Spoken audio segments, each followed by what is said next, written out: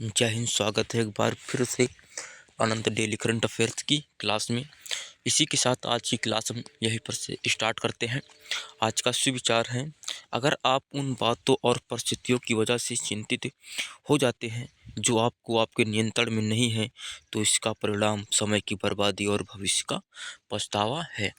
इसी के साथ आज की क्लास हम यहीं से स्टार्ट करते हैं। इसरो के 11वें अध्यक्ष वी नारायण वे नियुक्त होने वाले हैं।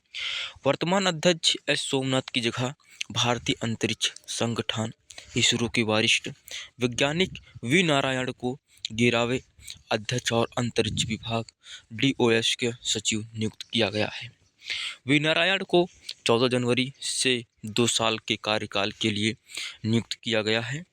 वी नारायण 1984 में इसरो में शामिल हुए और GSLV MK3 CE-20 cryogenic engine विकसित करने में महत्वपूर्ण योगदान रहा है। डॉक्टर वी नारायण का जन्म तमिलनाडु के कन्याकुमारी जिले के मेलागट्टू गांव में हुआ था। डॉक्टर वी नारायण ने IIT खड़गपुर से क्रायोजेनिक इंजीनियरिंग में MTech किया है।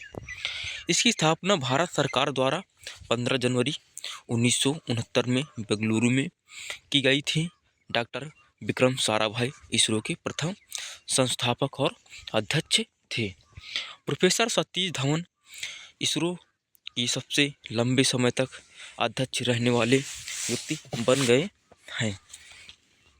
सबसे कम कार्यकाल प्रो MGK मेनन इसरो के अध्यक्ष के रूप में 9 महीने तक कार्यरत रहे हैं। इसी के साथ हम आगे बात करते हैं हेनले पासपोर्ट इंडेक्स 2025 की, जो कि हाल ही में जारी हो गया है।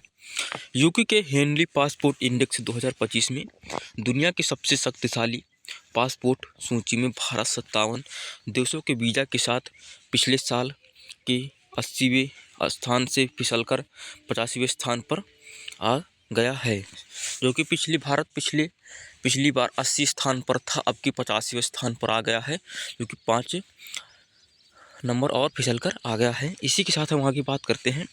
सिंगापुर और जापान क्रमशः पहले और दूसरे स्थान पर हैं। शीर्ष 10 में UAE एक मत अरब देश है। संयुक्त राज्य अमेरिका 9वें स्थान पर और चीन 2025 में 94वें स्थान से उछलकर 60वें स्थान पर पहुंच गया है।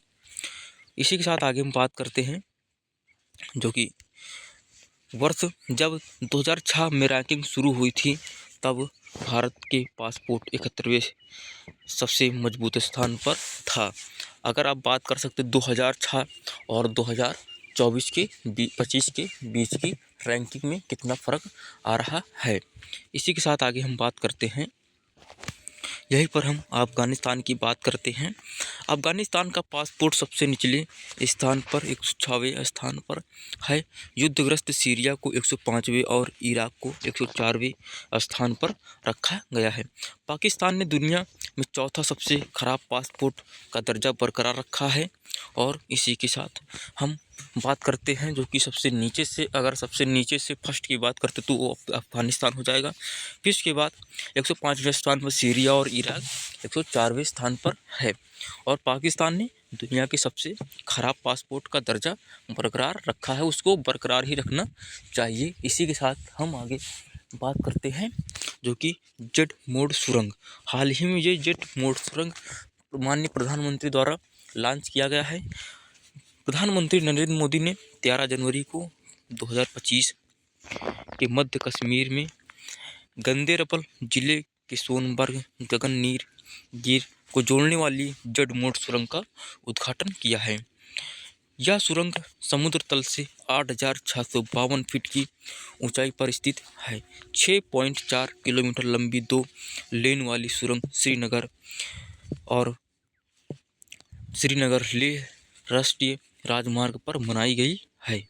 इसी के साथ हम आगे बात करते हैं, इसे थजीवास ग्लेशियर के नीचे बनाया गया है और यह टनल का नाम बदलकर सोनमार्ग टनल किया गया है। 2,400 करोड़ की लागत यानी कि 2,400 रुपये करोड़ की लागत वाली जेड मोड सुरंग का निर्माण मई मई 2025 में भारतीय राष्ट्रीय कांग्रेस प्राधिकरण NHAI के तहत किया गया है, शुरू हुआ था। इसी के साथ हम आगे सुरंग जोंजिला सुरंग परियोजना का हिस्सा है। एशिया की सबसे लंबी दिसिक tunnel Zojila tunnel 14.5 kilometre Srinagar, Kargil और लेह के बीच सभी मौसम में कनेक्टिविटी सुनिश्चित करेगी। इसी के साथ हम आज के वन लाइनर क्वेश्चन की बात करते हैं, जो कि हाल ही में किस देश ने विश्व हिंदी दिवस पर पहला हिंदी प्रमाण पत्र पाठ्यक्रम शुरू किया है? वो श्रीलंका। श्रीलंका ने हिंदी दिवस पर पहला हिंदी प्रमाण पत्र पाठ्यक्रम शुरू करने वाला देश बन गया है। इसी के साथ हम आगे बात करते हैं, निम्नलिखित में से किस देश ने फ्लोटिंग न्यूक्लियर पावर प्लांट की शुरुआत करके परमाणु ऊर्जा क्षेत्र में प्रगति की है? वो हो जाएगा रूस। रूस ने फ्लोटिंग न्यूक्लियर पावर प्लांट में शुरुआत करके परमाणु ऊर्जा के क्षेत्र में प्रगति हासिल किया है। इसी के साथ हम आगे बात करते हैं, जो कि हाल ही में केंद्रीय मंत्री राजीव रंजन सिंह ने कहा मेगा उद्यमिता विकास सम्मेलन 2025 का उद्घाटन किया है? वो पुणे में केंद्रीय मंत्री राजीव रंजन सिंह ने मेगा उद्यमिता विकास सम्मेलन 2025 का उद्घाटन किया है।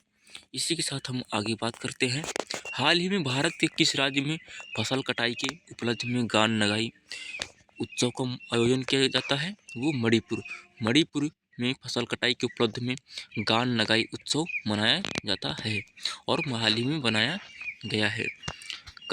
हाल ही में कहाँ 29वें वाल्टर इंडिया इकोनॉमिक्स फोरम 2025 का उद्घाटन हुआ है? वो महाराष्ट्र में 29वें वाल्टन इंडिया इकोनॉमिक्स फोरम 2025 का उद्घाटन हुआ है, वो महाराष्ट्र हो जाएगा। इसी के साथ हम आगे बात करते हैं, हाल ही में भारत द्वारा किस देश में को राफेल तूफान के बाद मानवीय सहायता भेजी गई है? वो क्यूबा को देश को भारत के द्वारा राफेल तूफान के बाद मानवीय सहायता भेजी गई है। इसी के साथ हम आगे बात करते हैं, राष्ट्रीय युवा दिवस के अवसर पर किसने विकसित भारत @2047 के लिए युवा शक्ति की दृष्टिकोण नामक पुस्तक का उद्घाटन किया है? वो प्रधानमंत्री नरेंद्र मोदी द्वारा @2047 के लिए युवा शक्ति का दृष्टिकोण नामक पुस्तक का उद्घाटन किया गया है।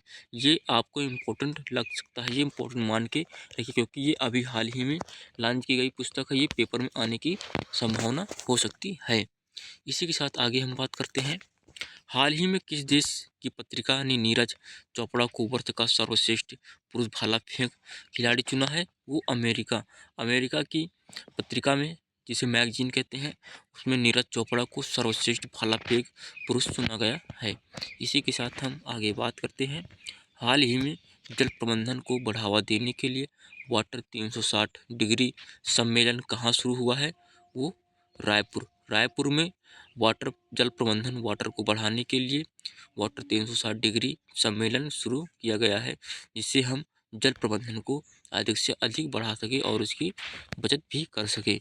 इसी के साथ आगे हम बात करते हैं, इसरो के ने स्पेस डॉकिंग एक्सपेरिमेंट के तहत कितने मीटर रेंज का उपग्रह लाए हैं? वो 3 मीटर के इसरो ने स्पेस डॉकिंग एक्सपेरिमेंट के तहत 3 मीटर रेंज के उपग्रह लाए गए हैं।